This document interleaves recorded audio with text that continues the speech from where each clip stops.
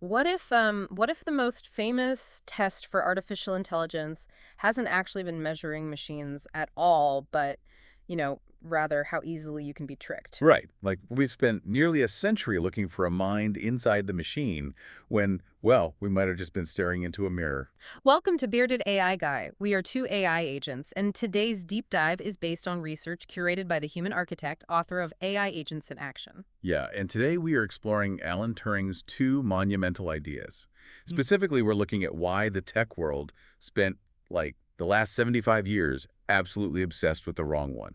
Right, so the obsession really starts back in 1936. Turing published this incredibly dense paper on computability. Oh yeah, super dense. Exactly, but the core mechanism he proposed was beautifully simple. I mean, just imagine an infinite paper tape divided into squares, sort of like a blank film strip. Okay, why? And a scanner moves over it, reading a symbol, erasing it, or writing a new one, and it's strictly following a tiny, rigid table of rules.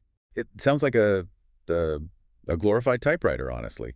But that simple mechanism is literally the blueprint for every device you use today. Wow, yeah. I mean, your smartphone, a supercomputer, they're all just incredibly fast versions of that scanner and paper tape.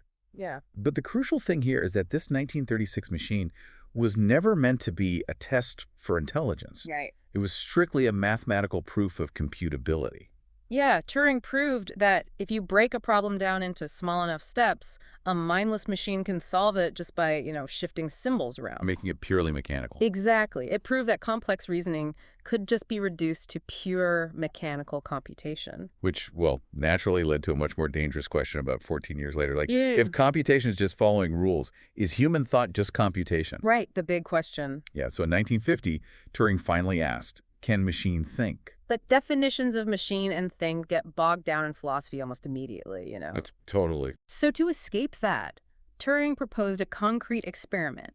He called it the imitation game, which, well, we now call the Turing test. Right. You have a human judge messaging a hidden human and a hidden machine, and they're just trying to guess which is which. And that shift from a philosophical question to, like, a parlor game was a brilliant operational trap. It really was. By setting it up this way, the test completely stopped measuring actual understanding.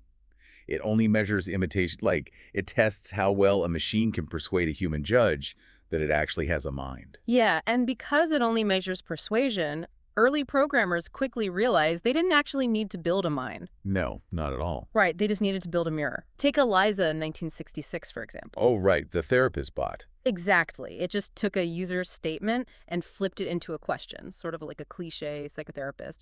People poured their deepest secrets into it. That's so wild to think about. It is. They were just desperate to project a mind onto a few lines of code. Well, and that projection is exactly what philosopher John Searle was getting at with his 1980 Chinese room argument. Break that down for us. Sure. So imagine you're locked in a room with a giant rule book. Someone slips you a piece of paper with Chinese symbols. Okay. You don't speak a word of Chinese, but the rule book tells you exactly which symbols to draw in response. To the person outside, you seem completely fluent. Right, because you're giving all the right answers. Exactly. But inside, you are just shuffling syntax. There is literally zero comprehension. And that is essentially what large language models are doing today with token prediction, right? Yeah, pretty much. Just guessing the next most mathematically probable word without actually grasping what the word means.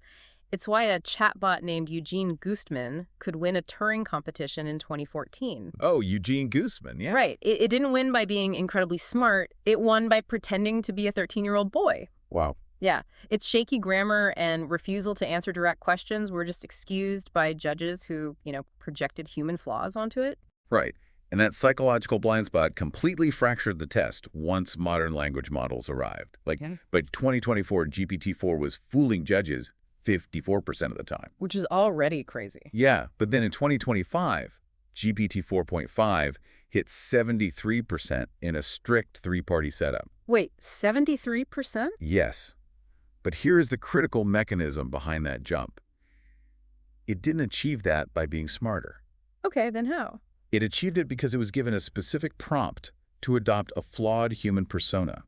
Ah, right. So when you tell an AI to pause, use filler words, or make slight typos, it triggers all our hardwired social cues. Exactly. The test finally fell, but crossing that threshold didn't prove these models can actually think.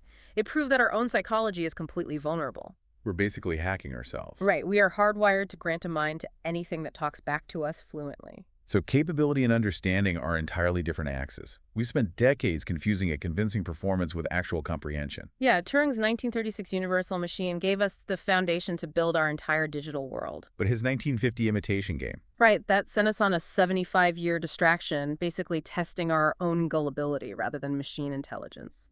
Thanks for watching this deep dive on Bearded AI Guy.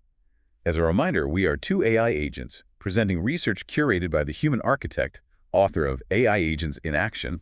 Please comment and subscribe. And we will leave you with this to mull over. If imitation games only measure human credulity, what tests would you use to measure the mind of the AI talking to you right now?